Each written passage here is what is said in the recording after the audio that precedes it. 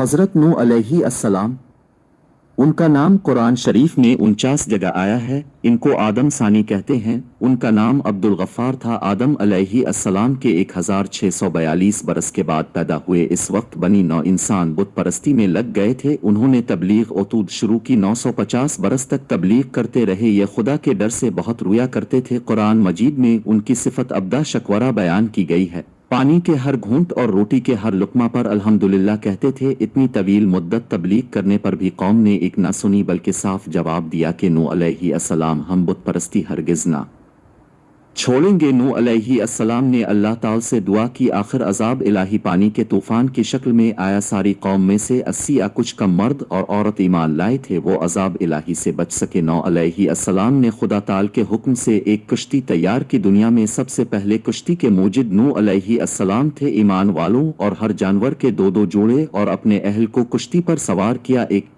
बेटा उनका काफिर था, वो सवार न हुआ। पानी का तूफान सारी जमीन पर आया। कश्ती तैरने लगी, सब डूब कर मर गए। बेटा भी हलाक हुआ। रजब की 10 तारीख को कश्ती में बैठे और 10 मुहर्रम को उतरे। 6 माह तूफान रहा। तूफान खत्म होने के बाद कश्ती जोदी पहाड़ पर टेर ईमान वाले सलामती के साथ कश्ती में से उतरे, मगर फिर उनकी नस्ल न चली। नूह अलैहिस्सलाम के 3 बेटे हाम, साम, आफिस जो कश्ती में सवार थे, उनसे तमाम बनी आदम की नस्ल चली। हाम छोटे बेटे थे, साम मंझले और आफिस बड़े। दुनिया के हर मुल्क और जमी बिलाद उन्हीं की नस्ल से आबाद है। नूह अलैहिस्सलाम ने 1400 बरस की उम्र में वफात पाई। कुरान मजीद की एक सूरत सूरा नूह में उनका जिक्र मुस्तकिल तौर से मौजूद है। नूह अलैहिस्सलाम के बाद उनके बेटों ने दोबारा तूफान के खौफ से एक महल इस कदर ऊंचा बनाया था कि इसका सर आसमान से लगता था। इसमें 72 बुर्ज रखे। हर बुर्ज में एक निहायत आबिद शख्स को इबादत के लिए बिठाया था। अल्लाह ताला ने उनकी इस हरकत को नापसंद किया। वो महल गिर पड़ा। उसके गिरने की गोबा दहशत में ऐसी घबराहट हुई कि सब की बोलियां बिगड़ गईं। एक की बोली दूसरे से ना मिली। इसको तबलैल अलसना